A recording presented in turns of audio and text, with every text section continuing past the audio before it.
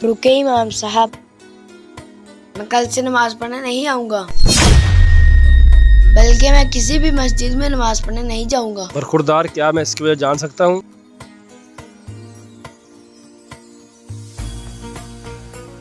तुम तो वही हो ना जो मदरसे से पढ़ कर आए हो। ज्यादा तालीम ने तुम्हारा दिमाग खराब कर दिया है। अंकल आप जो कुछ मर्जी कहें, लेकिन मैंने कल से नमाज पढ़ने नहीं आना। हजरत आप खामोश रहें। बरखुरदार, क्या मैं मस्जिद में ना आने की वजह पूछ सकता हूँ? जी इमाम साहब, क्यों नहीं। बरखुरदार, बताओ क्या वजह है? मैं जब भी नमाज पढ़ने आता हूँ तो कोई मैसेज का जवाब दे रहा होता है और कोई आपस में बातें कर रहा होता है और कोई सियासत पर तबसरा कर रहा होता है। इसलिए मैंने सोचा मैं कल से नमाज पढ़ने नहीं आऊँगा। इमाम साहब, देखा आपने, ज्यादा तालीम ने इस बच्चे का दिमाग खराब कर दिया है। बरखुरदार, मस्जिद में ना आने से पहले एक अमल जरूर कर लेना। वो कौन से इमाम साहब? आप रुके, मैं आता हूँ।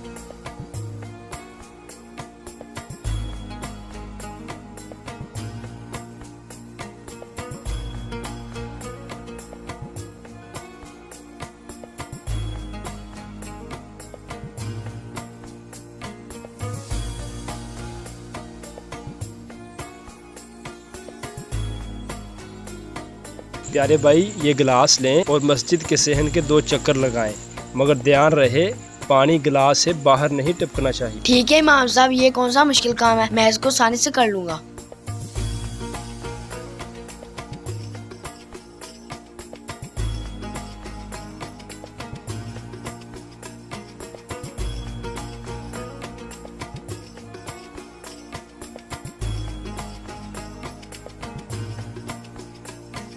ये ले इमाम साहब, इसमें से एक कतरा भी पानी का नहीं गिरा। और बरखुरदार, ये बताएं कि जब आप मस्जिद के सहन का चक्कर लगा रहे थे तो कितने लोग आपस में बातें कर रहे थे और कितने लोग सियासत की बातें कर रहे थे, कितने लोग मोबाइल का इस्तेमाल कर रहे थे? इमाम साहब, ये मैं कैसे बता सकता हूँ। जब मैं मस्जिद के चक्कर लगा रहा था तो मेरा सारा ध्यान इस पानी पर था कि इसमें से एक कतरा भी बाहर ना गिरे। प्यारे भाई, आपने अपने मसले का हल खुद ही तलाश कर लिया है। क्या मतलब इमाम साहब, मैं आपकी बात समझा नहीं। प्यारे भाई, जब भी आप मस्जिद में आया करें तो अपना सारा ध्यान खालिस खुदा की तरफ रखा करें, ये ना देखा करें कि कौन क्या कर रहा है।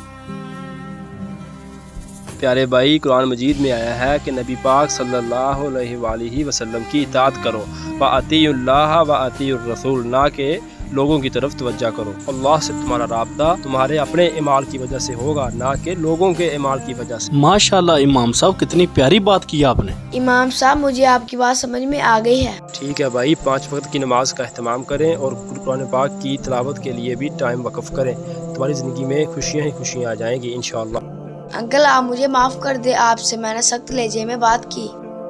बेटा तुम भी मुझे माफ कर दो, मैंने तुम्हारे साथ सख्त लहजे में बात की। अल्लाह हमें अमल करने की तौफीक अता फरमाए और सिरात मुस्तकीम पर चलने की तौफीक अता फरमाए। आमीन। अल्लाह हम सब का हामी व नासिर हो। आमीन। आमीन।